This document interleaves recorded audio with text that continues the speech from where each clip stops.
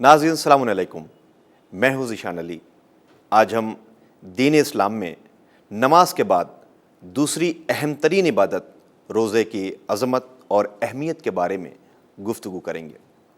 ناظرین، کائنات کی آغوش میں جس ہستی نے بھی قدم رکھا اور عالم ہست و بوت کے سفر میں جس نے بھی اپنا کارواں آگے بڑھایا، پروردگار نے اسے اپنی نعمتوں سے سرفراز کیا اور اسے راہ ہدایت دکھائی۔ اس نے سب سے پہلے ہادی اور رہبر کا انتظام کیا تاکہ وہ اللہ کے حکم کو لوگوں تک پہنچائے۔ اب کوئی یہ نہیں کہہ سکتا ہے کہ ہم مجبور تھے، ہمیں کوئی راستہ دکھانے والا نہیں ملا۔ جس چیز کا بھی اللہ نے حکم دیا اسے اپنے ہادی اور رہبر کو بتایا تاکہ وہ حکم لوگوں میں سمجھا سکے۔ اللہ نے ارشاد فرمایا، اے ایمان والو، ہم نے تمہارے اوپر روزہ اس طرح سے فرض کیا ہے جس طرح سے تم سے پہلے والوں پر فرض کیا تھا تاکہ تم متقی بن جاؤ۔ ناظرین، اسلامی عبادات میں نماز کے بعد اہم ترین عبادت روزہ ہے۔ روزہ تزکیہ نفس اور تطہیر جذبات کا بہترین ذریعہ ہے۔ روزے کے ذریعے انسان کی قوت ارادی مضبوط ہوتی ہے۔ روزے کے ذریعے انسان اپنے نفس پر کنٹرول کرنے کی طاقت پیدا کرتا ہے۔ روزے ہی کے ذریعے انسان وقت کی اہمیت اور پابندی وقت کی قدر و قیمت کا اندازہ بھی کرتا ہے۔ روزے کے ذریعے غریبوں کے دکھ درد اور فقیروں کے فقر و فاقے کا احساس بھی کرتا ہے۔ روزے کے ذریعے اخلاص عمل کی تربیت ہوتی ہے۔ روزے کے ذریعے تقوی الہی ترقی کرتا ہے۔ روزے کے ذریعے خوف خدا کا شعور بیدار ہوتا ہے۔ روزہ غریبوں کا حج ہے۔ روزے کی سب سے بڑی خصوصیت یہ ہے کہ اس میں ریاکاری کا کوئی امکان نہیں ہے۔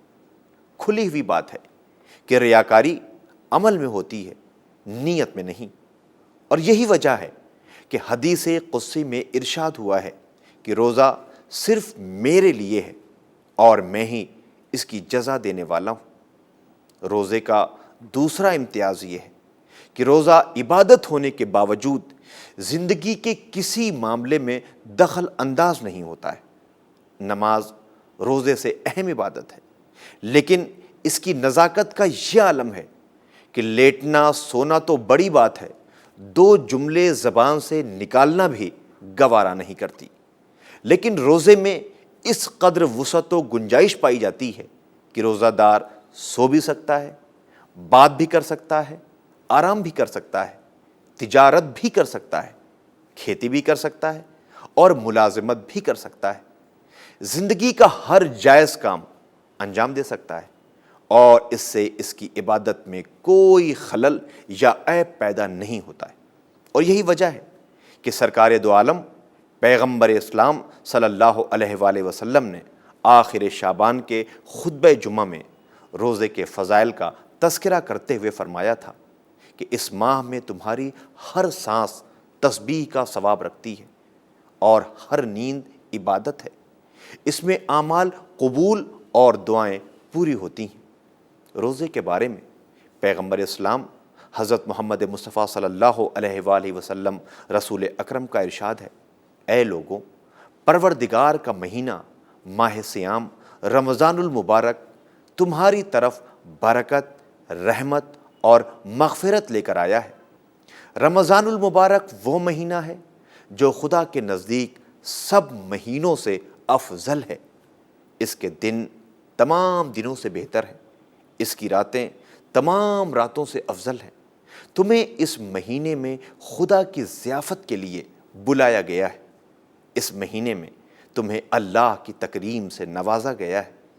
اس مہینے میں تمہاری سانس تسبیح الہی، تمہاری نیندیں عبادت، تمہارا عمل قبول اور تمہاری دعائیں مستجاب ہیں۔ بس تم اپنے رب سے خالص نیت اور پاک دلوں کے ساتھ سوال کرو کہ وہ تمہیں اس مہینے کے روزوں اور تلاوت قرآن کریم کی توفیق عطا کرے، اس لیے کہ شقی اور بدبخت وہ شخص ہوگا جو اس باعظمت مہینے میں اللہ کی مغفرت سے محروم رہے۔ اے لوگوں، اس مہینے میں جنت کے دروازے کھول دیے گئے ہیں۔ اپنے رب سے دعا کرو کہ وہ دروازے تمہارے آگے بند نہ کیے جائیں، اور دوزخ کے دروازے بند کر دیے گئے ہیں۔ اپنے رب سے سوال کرو کہ یہ دروازے تمہارے آگے نہ کھولے جائیں۔ اس مہینے میں شیطانوں کو طوق ڈال دیے جاتے ہیں۔ تم اپنے رب سے سوال کرو کہ شیاطین تم پر دوبارہ مسلط نہ ہوں۔ لیکن اس کے باوجود بہت سے لوگ یاد خدا سے غافل رہتے ہیں، اور ان کا روزہ رکھنا ان کو کوئی فائدہ نہیں دیتا۔ بس ایسے لوگوں کے لیے امیر کائنات حضرت علی ابن ابی طالب علیہ السلام ارشاد فرماتے ہیں، کتنے ہی ایسے روزے دار ہیں جنہیں بھوک اور پیاس کے علاوہ اور کچھ حاصل نہیں ہوگا، اور کتنے ہی ایسے نمازی ہیں جنہیں مشقت اور تکلیف کے علاوہ اور کچھ حاصل نہ ہوگا۔ امام محمد باقر علیہ السلام نے فرمایا، اسلام کی بنیاد 5 چیزوں پر رکھی گئی ہیں، یعنی نماز، روزہ، حج، زکوٰۃ اور ولایت۔ رسول اکرم صلی اللہ علیہ وآلہ وسلم نے فرمایا کہ روزہ جہنم سے بچانے کی سپر ہے۔ ناظرین، رسول اکرم صلی اللہ علیہ وآلہ وسلم نے فرمایا، اللہ کا ارشاد ہے کہ روزہ میرے لیے ہے، میں خود اس کی جزا ہوں۔ روزے دار کے لیے 2 مرتبہ خوشی ہے، ایک اس وقت جب وہ افطار کرتا ہے، دوسرے اس وقت جب وہ اپنے پروردگار سے ملاقات کرے گا۔ اسی ذات کی قسم جس کے قبضہ قدرت میں میری جان ہے، روزے دار کے منہ کی بو اللہ کے نزدیک مشک کی خوشبو سے بھی زیادہ اچھی ہے۔ ناظرین، ایک مرتبہ پیغمبر اسلام حضور سرور کائنات نے اپنے اصحاب سے فرمایا، کیا میں تمہیں ایسی بات بتاؤں کہ اگر تم لوگ اس پر عمل کرو تو شیطان تم سے اتنا دور رہے گا جتنا مشرق مغرب سے دور ہے۔ لوگوں نے عرض کیا، یا رسول اللہ فرمائیے۔ پیغمبر اسلام نے فرمایا، روزہ شیطان کا منہ کالا کر دیتا ہے، اور صدقہ اس کی کمر توڑ دیتا ہے، اور استغفار اس کے دل کی رگیں کاٹ دیتا ہے، اور ہر چیز کی ایک زکوٰۃ ہے، اور بدن کی زکوٰۃ روزہ ہے۔ حضرت امام جعفر صادق علیہ السلام نے ایک مرتبہ علی بن عبد العزیز سے فرمایا، کیا میں تمہیں اسلام کی جڑ، اس کی شاخ، اس کی چوٹی اور اس کی بلندی بتاؤں؟ اس نے عرض کیا، جی ہاں۔ آپ نے فرمایا، اس کی جڑ نماز ہے، شاخ زکوٰۃ ہے، اور اس کی چوٹی اور اس کی بلندی اللہ کی راہ میں جہاد ہے۔ کیا میں تمہیں نیکیوں کے دروازے بتاؤں؟ سنو، روزہ جہنم سے بچانے کی سپر ہے۔ اے لوگوں، اللہ کا مہینہ اپنی برکتوں، رحمتوں اور مغفرتوں کے ساتھ تمہارے پاس آ چکا ہے۔ یہ وہ مہینہ ہے جو اللہ کے نزدیک سب سے بہتر اور برتر مہینہ ہے۔ اس مہینے کے دن بہترین ایام ہیں، اور اس کی راتیں بڑی فضیلت والی راتیں ہیں۔ اس کے لمحے خیر و برکت سے لبریز ہیں۔ یہ وہ مہینہ ہے جس میں تم اللہ کی مہمانی کے لیے بلائے گئے ہو۔ اس مہینے میں تمہاری کافی آؤ بھگت کی گئی ہے۔ اس مہینے میں تمہاری سانسیں تسبیح کا درجہ رکھتی ہیں، اور تمہاری نیند اور سونا بھی عبادت ہے۔ تمہارے اعمال مقبول ہیں، اور تمہاری دعائیں مستجاب ہیں۔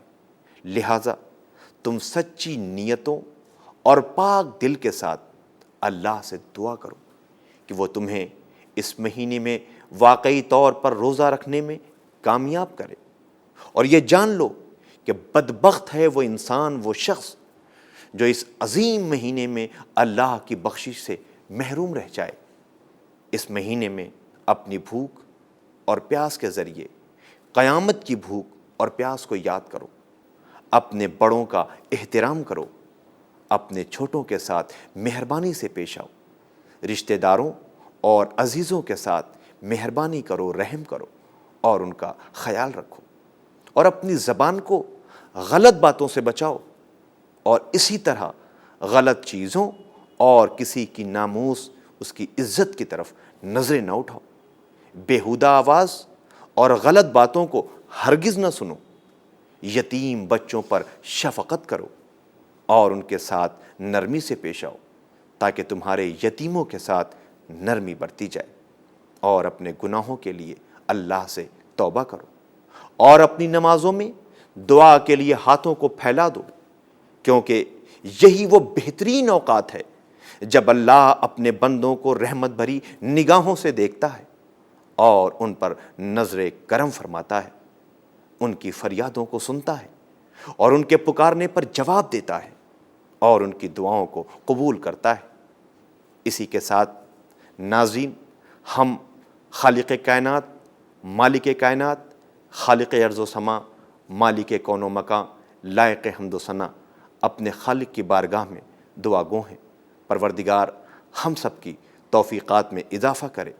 اس ماہ مبارک، ماہ صیام، ماہ رمضان المبارک میں اپنی بارگاہ میں ہمیں بخشش، استغفار کی توفیق عطا کرے۔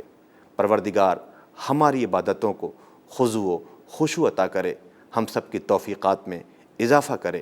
ناظرین، ہم سب کو اپنی دعاؤں میں یاد رکھیے گا، فراموش نہ کریے گا۔ اسی کے ساتھ ہمارے پروگرام کا وقت ختم ہوتا ہے۔ انشاءاللہ ہم پھر حاضر ہوں گے کسی اہم عبادت، پروگرام اور کسی ٹاپک کے ساتھ۔ تب تک کے لیے خدا حافظ۔